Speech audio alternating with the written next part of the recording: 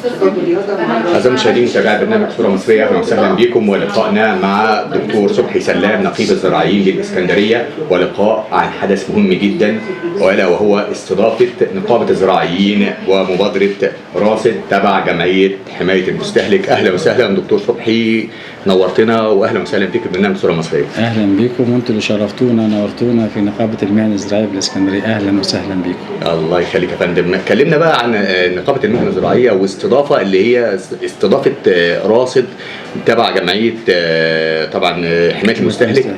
كلمنا بقى استضافة النقابة لمبادرة راصد، وإيه هي مبادرة راصد؟ الحقيقة يعني زي ما انتم حضراتكم شايفين نقابة المهن الزراعية من أقدم النقابات على مستوى مصر يعني، ولها أدوار عديدة. هي أساسا خاصة بالمهندسين الزراعيين وحملة الدبلومات الزراعية.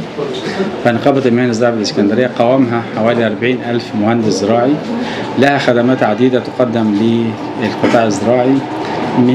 يعني طبعا احنا في بلد زراعي في عهد فخامة الرئيس عبد الفتاح السيسي في ظل التوسعات الزراعية الأفقية والرئيسية، وبنقول إن نهضة مصر كلها بالقطاع الزراعي، وإن مستقبل مصر في القطاع الزراعي وما يقوم عليه من صناعات، يعني مش قطاع زراعي بس، وعديد من الصناعات بتقوم على القطاع الزراعي، وإن تحقيق أهداف التنمية المستدامة ورؤية مصر 2030 عشان نحقق الأمن الغذائي المصري الذي لا يقل أهمية عن الأمن القومي المصري.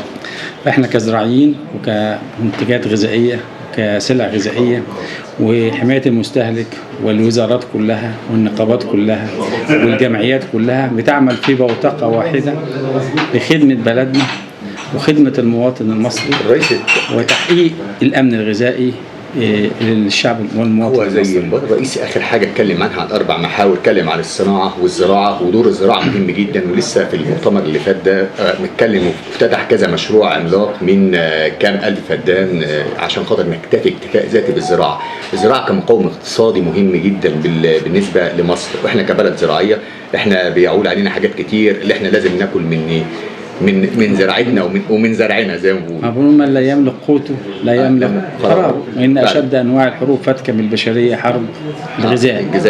حرب الغذاء. فإحنا بالتالي هنا الزراعة والصناعة وتجارة. شوف إحنا مش بنشتغل في حاجة واحدة بس، ده إحنا منظومة متكاملة.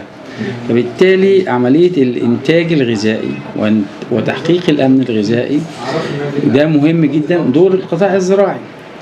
إحنا بقى بننتج، عاوزين نمنع الاحتكار واحتكار السلع الغذائية والسلع الغذائية الاستراتيجية للشعب المصري. يعني انتوا كنتوا بتشجعوا مبادرة راصد ان هي فعلا مبادرة لها تواجد على ارض الواقع، وطبعا هي وليدة اعتقد يعني لسه ما تفاعلتش في اسكندرية قوي. هي تعتبر من اولى المحافظات على مستوى الجمهورية محافظة اسكندرية في هذه المبادرة، مبادرة راصد لرصد حالة الأسواق وحالة المنتجات الغذائية في الأسواق وفي السوبر ماركت الهايبر والحاجات الكبيرة والحاجات الصغيرة.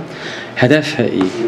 زي ما أنت شفت حضرتك التفاوت الرهيب في الأسعار ومفيش كنترول عليها، وشفت الاحتكار وناس شغالة ما بتحطش تسعيرة. فبالتالي احنا هنا بنعتبر نبض للدولة، مقياس كده يدي الارم للدوله. زراعه حساسه بالنسبه لضبط الاسعار في الاسواق. هي في ظل القوانين بتاعت حمايه المستهلك. هو انا المتطوعين دول الناس المهندس جمال زقزوق واللي هو محمود حنفي والهيئه العليا والمتطوعين في المبادره كلهم متطوعين تحت مظله التضامن الاجتماعي وتحت مظله المحافظه تحت مظله وزاره التموين تحت مظله حمايه المستهلك، عشان اعمل يعني اساعد الدوله في منع عمليات الاحتكار للسلع الغذائيه والغذائيه الاستراتيجيه الرئيسيه. يعني مثلا لما نيجي نبص على موضوع السكر والشح اللي حصل في السكر وتفاوت الاسعار رهيب جدا، والرز مثلا احنا ما عندناش مشكله لا في سكر ولا في رز. احنا بننتج كقطاع زراعي، بقول لك احنا ننتج رز بكميات تكفي الشعب المصري، وبننتج سكر. عندنا توسع في بنجر السكر رهيب جدا، وزراعه تعاقديه من انجح نظم الزراعه التعاقديه في المحاصيل في بنجر السكر. وعندنا مصانع كثيره جدا لمصنع النيل ومصنع النوبارية والمنيا وخلافه، مصنع كفر الشيخ، دلتا كفر الشيخ، عندنا مصانع السكر كتيرة جدا. احنا ما عندناش مشكلة، فبالتالي احنا بنقول ايه؟ المتطوعين دول هيساعدوا الدولة، يساعدوا لان احنا عدد الموظفين ومفتشين التموين في المحافظة قليل جدا. كلمة بقى تقولها، حابب تقولها في النهاية كده للتجار اللي هم يعني أنا عاوز أقول حاجة لوزارة التموين وأقول للناس كلها في المحافظة، هذه المبادرة من ناس متطوعين محبين لبلدنا، بنساعد الوزارة وبنساعد المحافظة وبنساعد الدولة في ضبط الأسعار ومنع الاحتكار. فاحنا جاي هنا بنقول للناس كلها احنا جايين نساعد متطوعين من منطلق انتمائنا وحبنا لبلدنا. احنا مش جايين نتقاضى حاجه ولا جايين نقول حاجه، احنا جايين بس بنقول خلي بالكم احنا جايين نساعد. احنا جايين، انا مش جاي اعمل مشاكل مع ولا اعمل بلبله في البلد، انا جاي اظبط واساعد الدوله في ضبط الاسعار ومنع الاحتكار، والسلع تصل للشعب المصري كله، ان احنا عندنا في خير والله. ان شاء الله يعني خير جاي ان شاء الله.